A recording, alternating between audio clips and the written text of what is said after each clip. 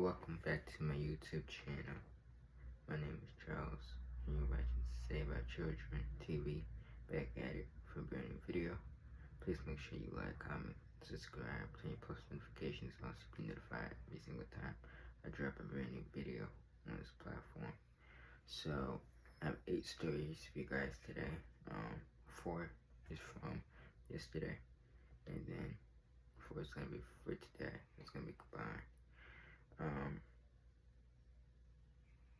Our first story is going to take us, this is an updated story, to Township, Michigan. So Michigan is taking an L. I'm on WXYZ Detroit. Marcella Chidester was found guilty on all counts, including second-degree murder in the Swan Boat Club crash. The woman who crashed into the Swan Boat Club in Berlin Township last year, killing 2 kids, has been found guilty on all charges, including second-degree murder. Marcella Chidester crashed her vehicle into the Swan Boat Club in April 2024, while a children's birthday party was going on. Chidester is found guilty on 2 counts of second-degree murder, 2 counts of aggravated while intoxicated causing death, and 5 counts of aggravated while intoxicated causing serious injury. 2 kids, an 8-year-old Alana Phillips and 4-year-old Zane Phillips, were killed when Chidester's car came barreling through the wall. The jury deliberated for less than 2 hours before reaching a verdict. The jury got the case around 2 p.m. and came back with a verdict just before 4 p.m. Quote, "I feel like the jury got this one right on all counts. I believe that she deserves to be where she's at. My babies can finally rest peacefully. This is what I've been waiting for," Brian Phillips, the father of Alana and Zane, said after the trial. Chidester attorney Bill Koloff said that he would appeal the case and said that it was hard to get a fair trial in a small community. He said he was also concerned with the quick verdict. Quote, "Did they truly deliberate? Was there already a decision in their mind?" Congress said after the trial. Quote, "We appreciate everything that the jury did here today. We think they did a phenomenal job in evaluating the evidence," Monroe County Prosecutor Jeff Yerke said in a press conference after the verdict was read. The defense rested its case on Thursday morning after calling 3 witnesses to the stand, and the prosecution called several rebuttal witnesses to the stand before resting the rebuttal case just after 11 a.m. During the rebuttal, the prosecution showed several clips of Chidester inside her kitchen the morning of the crash. They also brought forth new witnesses who testified about Chidester buying alcohol the morning of the crash and finding matching bottles in her trash 2 days after the crash. In the video, prosecutors said you can see Chidester holding a bottle of wine in the morning and a little over an hour later, her holding a nearly empty wine glass. More video in the afternoon. Prosecutors say it showed her holding a glass of wine and refilling an empty glass. Both the prosecutor and defense attorney gave their closing arguments on Thursday morning.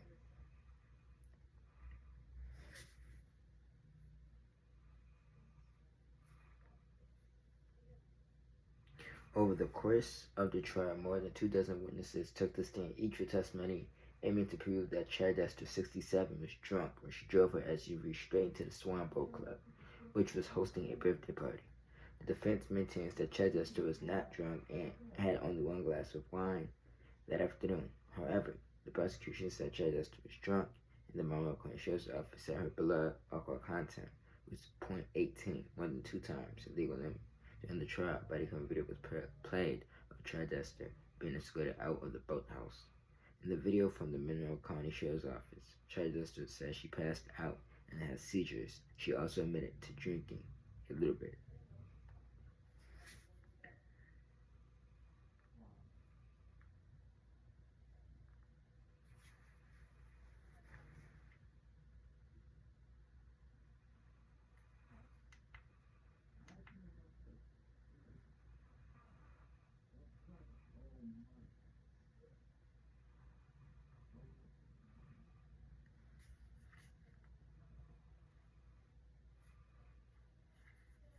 The defense brought forth witnesses, including the waitress who served Chidester and her friends at 11 a.m. that day. A few hours before the crash, the waitress said there was one glass of wine and water on her bail. Chidester attorney Bill Corvos argues that the kit that tested her BAC was not refrigerated after use and that Chidester's blood started to ferment as a result. The prosecution maintains the kit was handled correctly. In addition to alcohol witness testimony from the prosecution showed that Chidester also had gabapentin in her system, the drug used to treat seizures and nerve pain. Samantha Bianchamp, a supervisor of the toxicology unit at the Michigan State Crime Lab, said those two together could exhibit the effects. The prosecution brought forth 27 witnesses in total and then called a rebuttal witness after the defense rested its case. So basically, she was found guilty on all charges, and she had a scheduled sentencing for May 15th, I believe, around 3 o'clock in the afternoon. It's a Thursday. So most likely she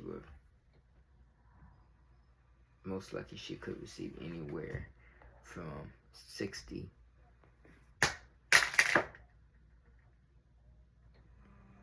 up to life if she's convicted. I mean, if she said it.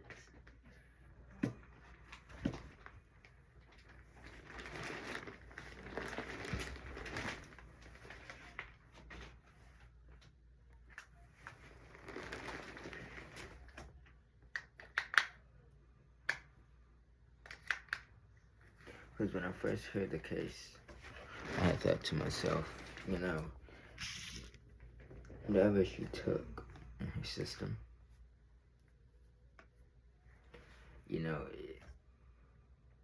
she also negligently, after she must have took her prescribed medication, she also drank alcohol on top of it. And it's going to be hard for her attorney to try to appeal her conviction. It's going to be hard because the evidence will show that she was under the influence of not just drugs, but alcohol. And, again, there's no winners in this case. Because when the tragedy happened, there's a domino effect, and everybody's caught in it. And so 2 innocent children lost their life that day. And while her defense attorney tried to get her conviction overturned, and if I was her attorney, I would be thankful that she was convicted, because as her attorney, I would feel good that the state prosecution, courts, juries got a reckless driver off the streets. A driver who didn't care about society, herself, and putting people in danger. We gotta start holding people accountable for their actions. She made a wrong decision. You can't turn back the time. It already happened.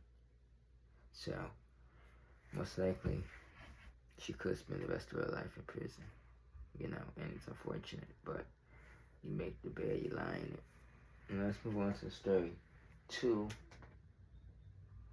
out of 8. This is an updated story.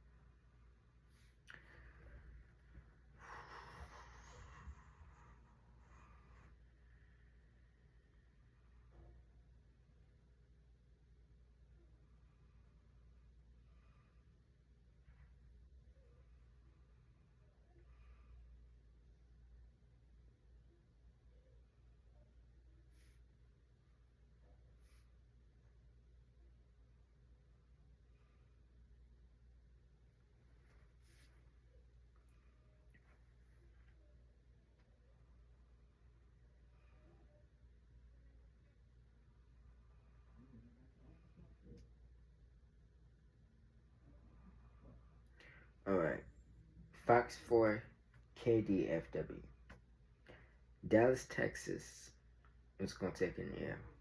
And before we get started, if anybody know where these two individuals are that are responsible for the murder of a 5-year-old and the rapper G Money, I believe it's his name, Lil Ronnie.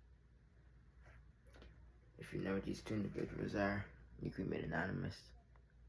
But these two needs to be off the streets.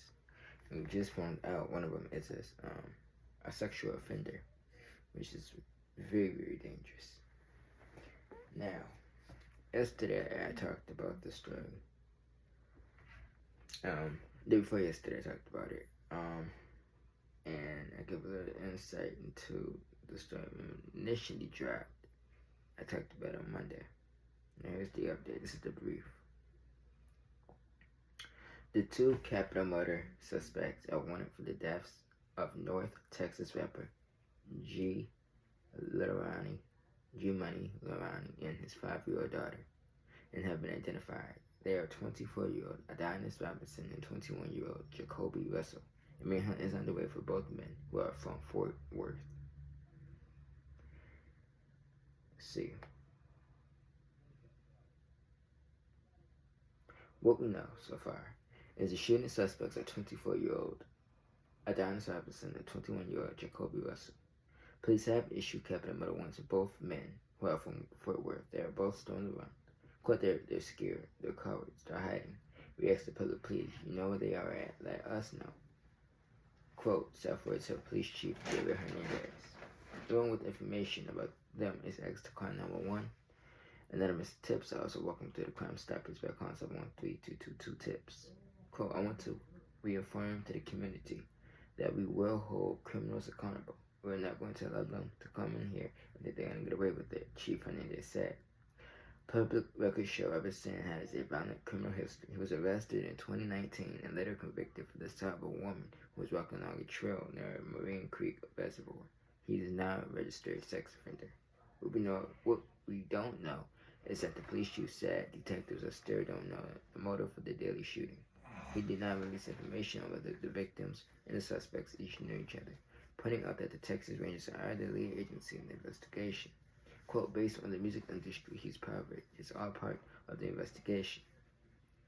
Like I said earlier, we are in the fact-finding phase. Everything that's been put out is being reviewed and analyzed by the Texas Rangers, Chief Hernandez said.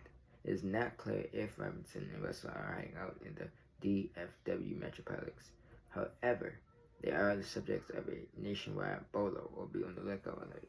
They are, quote, they are dangerous. They are armed and we need you to please call 911 and let our police officers respond and take appropriate action, the chief said. The backstory is that two men allegedly shot and killed 30-year-old Ronnie Sibley and his daughter, Romani Sibley, at Slappy's Car Wash in broad daylight on Monday. TMZ obtained the images I'm going to show in a minute. It appears to show Ronnie, also known as rapper G Lil Ronnie, being chased across the parking lot. His daughter had been dropped off by her mother moments before she was killed. Police said the pair of suspects took off in a white Kia. Monday double shooting marks the 4th and 5th homicides in Forest Hill this year. The city had no homicides in all of 2024. None of the incidents were connected, Chief Hernandez said. If I play the news video, I'm going to go here. Now this is the news video.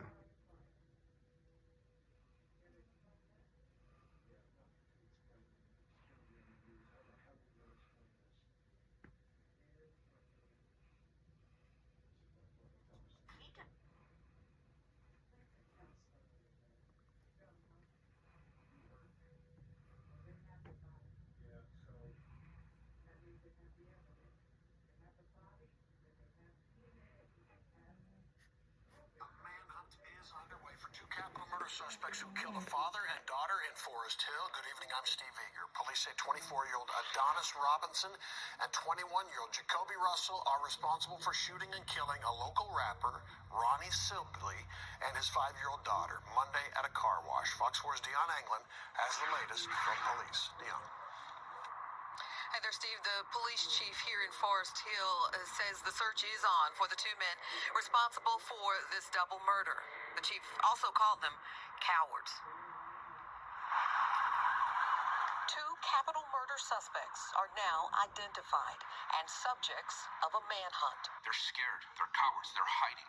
They are 24-year-old Adonis Robinson and 21-year-old Jacoby Russell, both of Fort Worth. Investigators say the two are the gunmen captured by surveillance cameras at a car wash Monday during the ambush and double murder of music rap artist Ronnie Sibley and his 5-year-old daughter, Armani. We have public enemy number one, Adonis Robinson, who's also a registered sex offender. Public enemy number two, Jacoby Russell, who's on the run. Public records show Robinson was arrested in 2019 and later convicted for the violent assault of a woman who was walking along a trail near Marine Creek Reservoir. Forest Hill police will not speculate on a motive in the double murders, nor will they say if or how the suspects and victims are connected, pointing out the Texas Rangers are the lead agency in the investigation. Based on the music industry that he's a part of, it is all... Got my closing thoughts. Number one, and I want to shut up too, because she covered the story. And let other folks cover the story. And there have been a lot of points that have been put out there. And I'm gonna say this.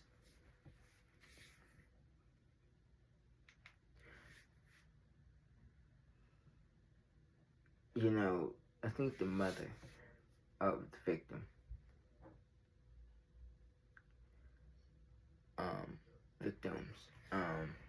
the father,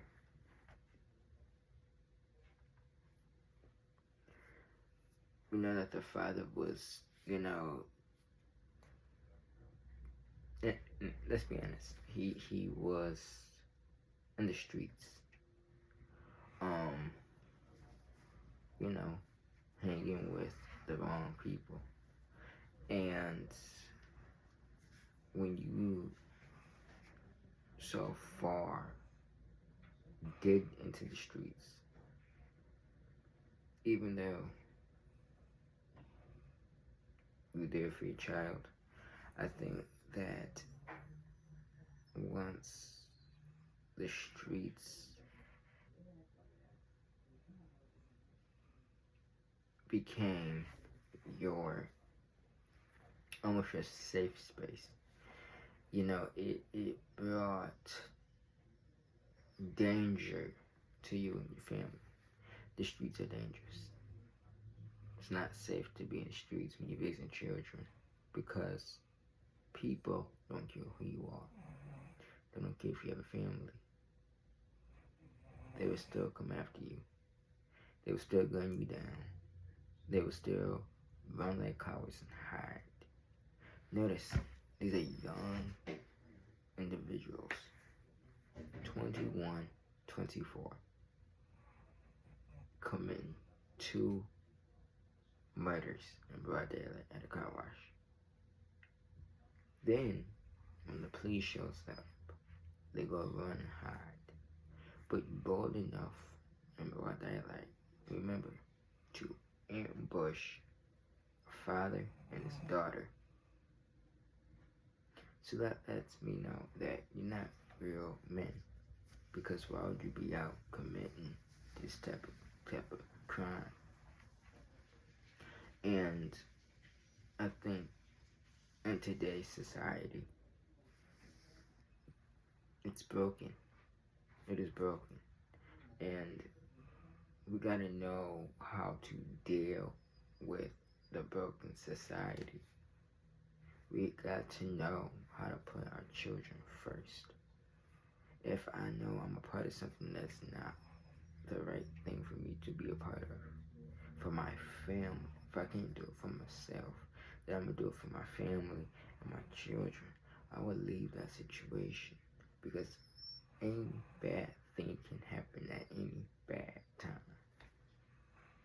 And these 2 individuals plotted waited till you got to your destination and took you and your child out of the world behind what? We'll never know. But I think it's a shame that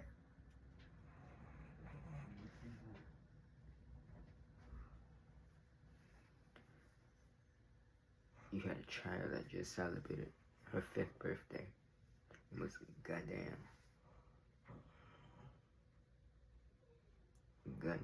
the next day after celebrating her 5th birthday. Which tells me that as a society, we're broken. And as long as we have folks like that roaming the streets, this society will never be the same. First of all, what is a registered predator doing on the streets anyways?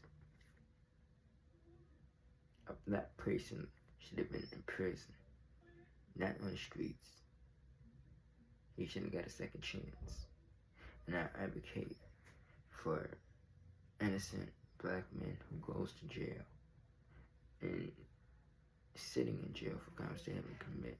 But this person should have been already locked up doing time. And apparently our system is so broken because he didn't even get real time for assassinating a woman back in 2019. What type of time did he get? 2 to 5? 2 years. He should have got serious, significant prison time. Because just maybe that child and the father would be alive today. But because our system is broken,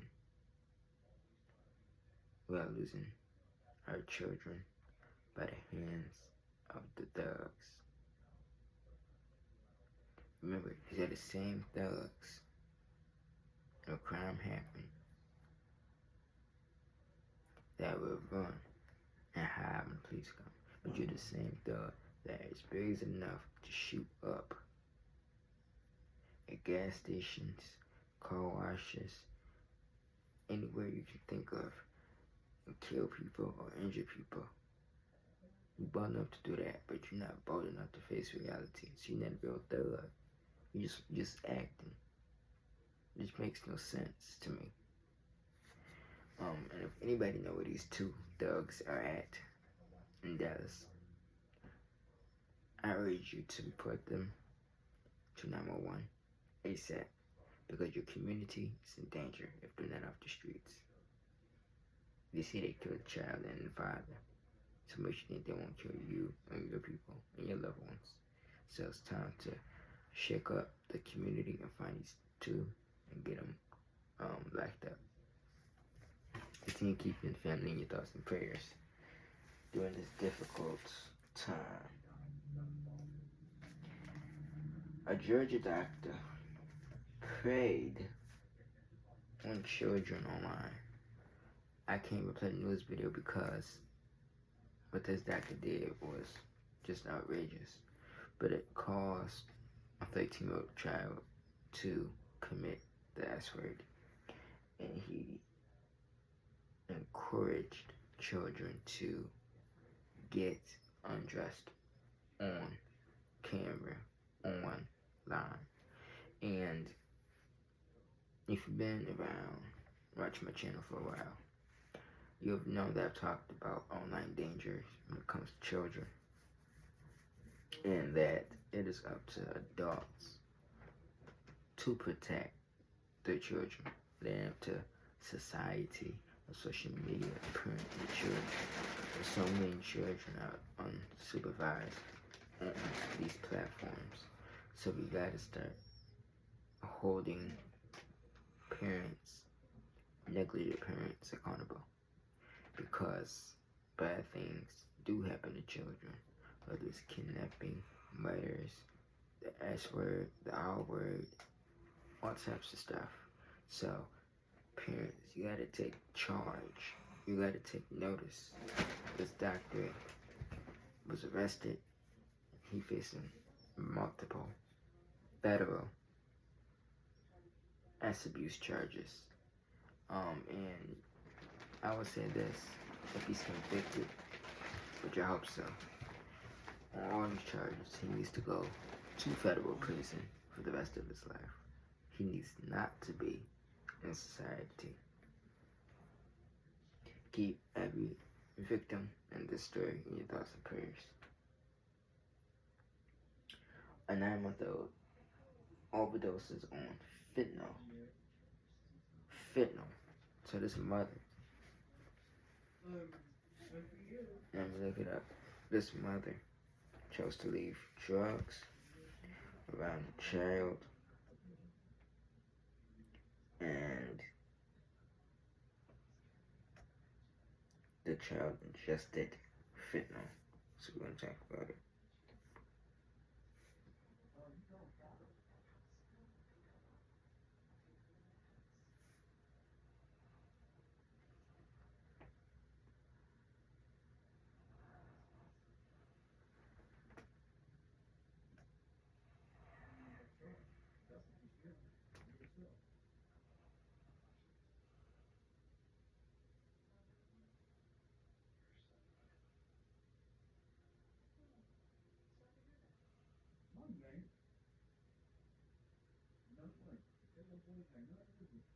Mother whose baby died of fentanyl overdose sentenced to 11 and a half years in prison. Back in 2024, this happened. Check out more than 11 years.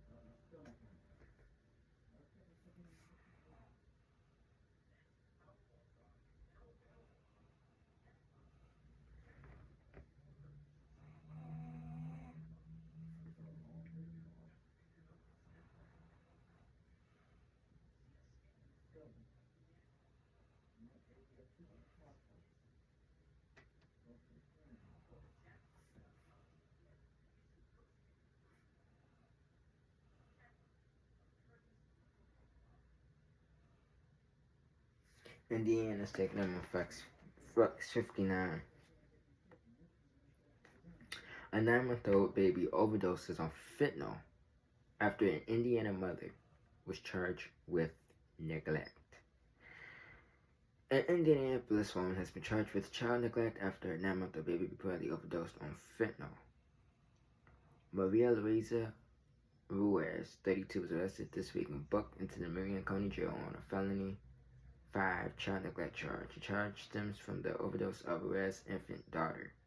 The Indianapolis Metro Police and EMS crews were called Tuesday.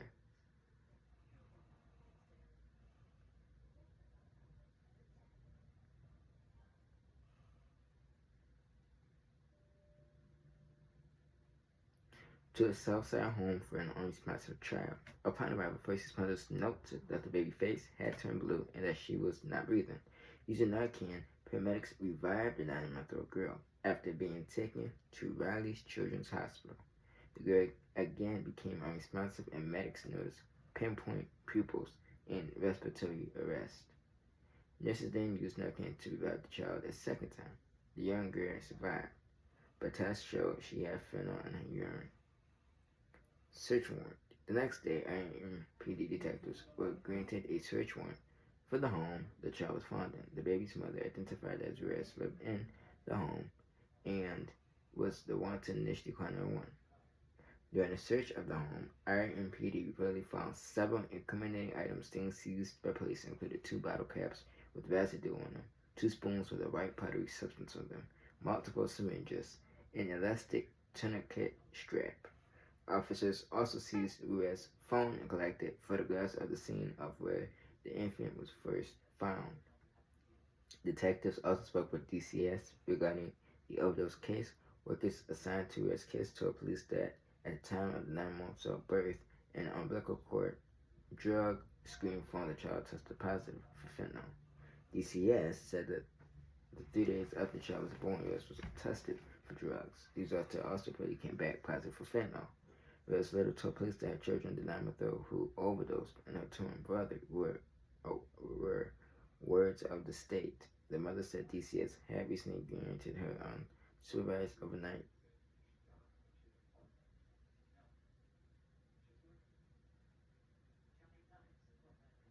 visits, and it was during one of these visits that the infant's medical incident occurred.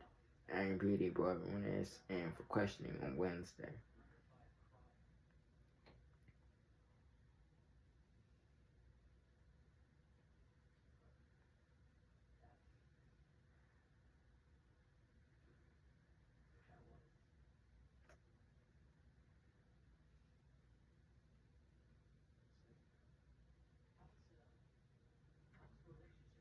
This is my thing.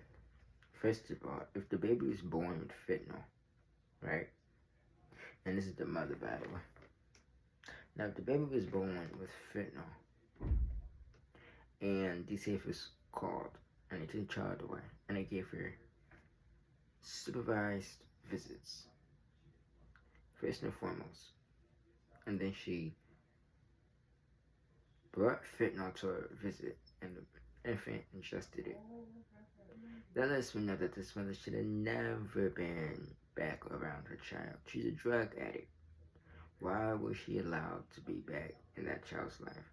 First and foremost, she should have been sent to a rehab center where she got completely cleaned before she would ever seen the child again. So the CPS failed to provide safety measure for the child, and the child OD'd twice on fentanyl. So I do believe the child survived.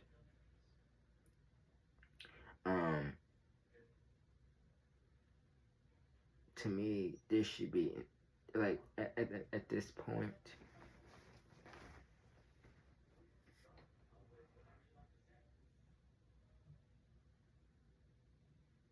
This mother should be hit with attempted negligent homicide because she attempted,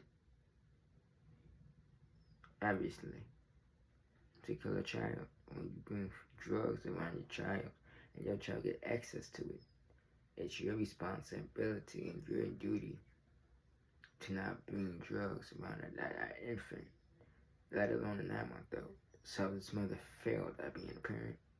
And where is the father of the child at? The fact that she's out here doing this, bringing drugs in the home, and nobody noticed that she's bringing drugs to a visit. CPS workers don't know that she's bringing fentanyl into a visitation area to visit her child. How was that missed? There's no scanners inside the DCFS building where there should be, just in case someone want to walk in with drugs or anything. You know, this lets me know that a lot of these parents are not parents, and they just having children out of wedlock. And she really didn't care about her child. And shout out to AFC. She wanted the benefits from that child. And she used her child and abused her child. And it was despicable. Despicable.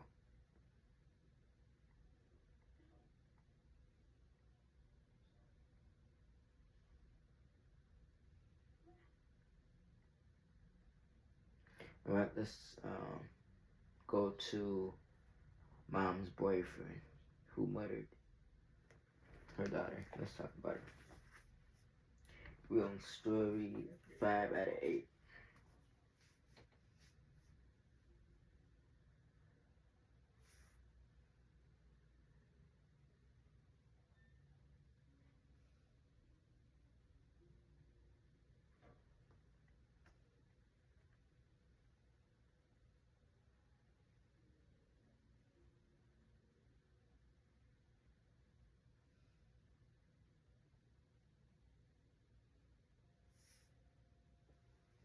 I'm on KCRG.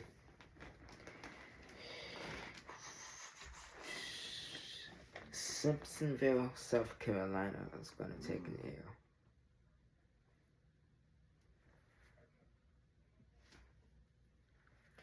This man right here and the mother's taking an L. Mom's boyfriend accused of killing 4-year-old with special needs. She was my entire world. The parents of a 4-year-old South Carolina girl with special needs became emotional as they attended the bond hearing for a man accused of killing their daughter. Deputies with the Greenville County Sheriff's Office were asked December 23rd by Prisma Hospital to investigate a case involving hospitalized 4-year-old Edison Carr, who had special needs, WHNS reports. Edison died the day after Christmas, according to the coroner's office, and an autopsy was performed the following day. The 4-year-old cause and manner of death was ruled as blunt force trauma and homicide, respectively. The sheriff's office said Thursday that the homicide unit team arrested and charged 28-year-old Tyler David Turnberg with homicide by child abuse. Investigators allege he caused non-accidental trauma to Edison. Officials said Turnberg was the boyfriend of Edison's mother and was caring for the 4-year-old at the time the incident is believed to have occurred. Turnberg was denied bond Friday and remains in jail. Edison's parents were in court for the emotional bond hearing. Quote, "You didn't have to hurt my baby. She was my entire world," said Edison's mother through tears. Quote, "Why would you do something like this to her? I hate you, Tyler. I hate you so much." Edison's father, Stanley Carr, said he can't imagine how someone could hurt his daughter. Quote, "I'm just sad and mad at the same time. It comes and goes. I don't know how somebody could do this to somebody like Addie," Carr said.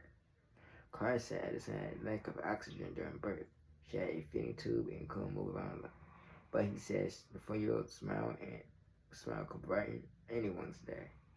Quote, "My biggest thing is just remembering that smile from her all the time." He said she was just a sweetheart and a joy to be around. Carr said he's hoping for justice in the case. And this is the victim. And let me just say this to parents out there. I don't care if he was your 6th ex-boyfriend. You don't allow strangers to watch your children because your child don't know this man. So why was he watching your child with no background check, no supervision, no nothing? And they got this weird smile on his face. I won't let him watch an animal. Seriously. South Carolina, y'all gotta do better. Just allowing anybody to watch our children, you know, and although I feel bad for the parents, the mother, in my opinion, just gotta do better at who you choose about the children. Honestly, I think he did this to your child because he was mad that you with your new current boyfriend, and he was probably jealous and took it on the child. You never know, but that's why you don't allow your ex to watch your child. Just don't. Story 6 out of 8, Brandon Steckler Jr. case. We're going to talk about that case. By the way, he deserved life in prison. If not, the death penalty.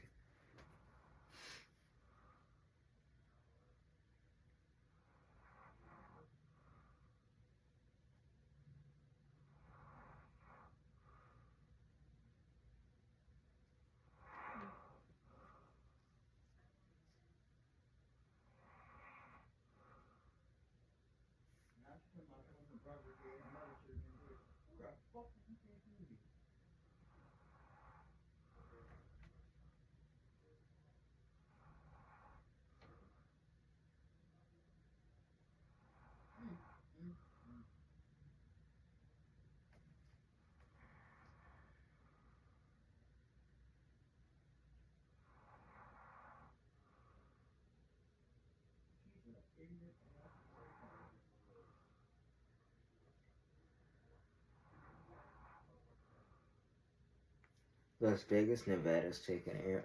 And this woman right here looks like dad's girlfriend's taking an air. Let's see. Took to death. Woman kidnaps Paul's autistic son, Ford, and took him to death, leaving every inch of him with injuries. Crystal Stephens, 42, allegedly battered little Brandon Stackler Jr. for so savagely that prosecutor couldn't tell who he was. Officials in Las Vegas, Nevada last night announced they will pursue the death penalty against Stephens, who was also accused of sexually assaulting the lad and giving him meth. Paramedics found stricken Brandon Jr. lying in her home with dozens of horrific injuries last year. He died shortly after arriving at a hospital, but doctors couldn't even tell how he died because he had so many different wounds. An autopsy revealed that he was covered in bruises and burns with 27 separate rib fractures and trauma to his private parts. He also tested positive for meth and had ulcerated liver, a collapsed lung, sepsis, pneumonia, and a broken collarbone. Bruises, burns, injuries, including burns inside the mouth and on the arms, 27 rib fractures, and trauma to his private parts. Clark County Chief Deputy District Attorney Jacqueline Bluth said, quote, "I don't know. It was the same child. I was blown away. He would jump off the back of the couch and hit you with an elbow drop that Macho Man Randy Sepp himself would be proud of." Cops are not expected to charge Mom Ariel Watts, as she is believed to be unaware her son was being unharmed. Now, this is the thing. I do remember this story, not the case. They were seeking a death penalty, but she ultimately took a plea and was sentenced to life without parole. And to me, I would have rejected life without parole. She should be put to death. How vicious and brutal this case was. And again, we gotta know who we are dealing with when it comes to our children. You can't allow people to be around your children. Not everybody is sane. There's a lot of folks out there that have mental problems and will take advantage of children by abusing them, biting them, kicking them, the R-wording, all types of stuff for their own pleasure. And it's just demonic. It's evil. But these people do not need to be around children. You gotta stop putting monsters like this around children. And the prison system is going to love this woman. She's not gonna make it when she gets to prison.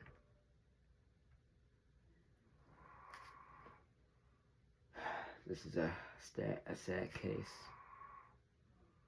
She needs to do life on death row.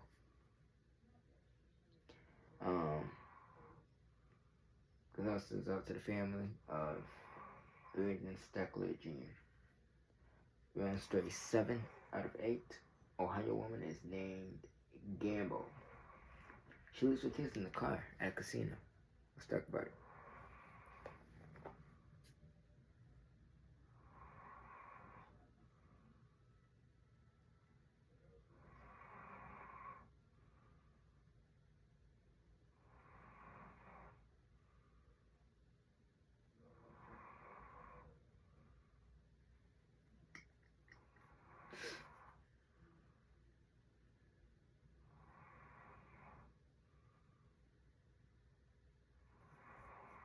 I am on KBTX3.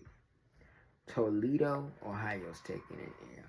And Shanesia Gamble is taking it air. Shanesia Gamble. She started endangering children. This is the mother. That's what you want to call her. An Ohio woman is facing charges after police say she left 2 children alone in a car that was not running or locked in below freezing temperatures in a casino parking lot. Shaniqua Gamble, 22, charged with endangering children after the kids were found in their vehicle on the third floor of the Hollywood Casino, Toledo parking lot, according to police. Officials said the temperature at the time was 26 degrees. Jail records show Gamble was arrested shortly after 1:30 p.m. Sunday afternoon. According to Toledo police, the children were found after casino security alerted an off-duty officer.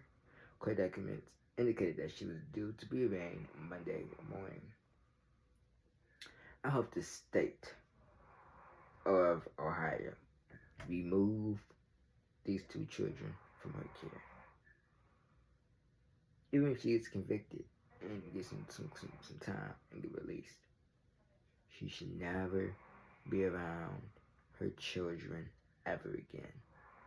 To leave defenseless children alone in a vehicle where there's people out here that's kidnapping children, taking vehicles with children inside of them, children dying from being left in vehicles because vehicles are either too hot, too cold, turned off, no AC, broken AC. It's people like this needs to be in prison.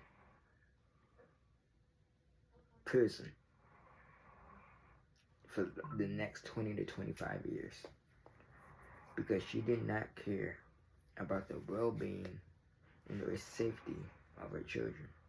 But she sure cared about going to a casino to gamble, but not the protection of her children. You couldn't drop your children off with your parents, a trusted friend, someone, but to leave them in a vehicle while you go in a casino to quote-unquote gamble, you should lose your rights to your children. As a parent, you shouldn't be able to ever see your children again. Ever. And then our final story of the night. Zomar Bertrand is released from jail.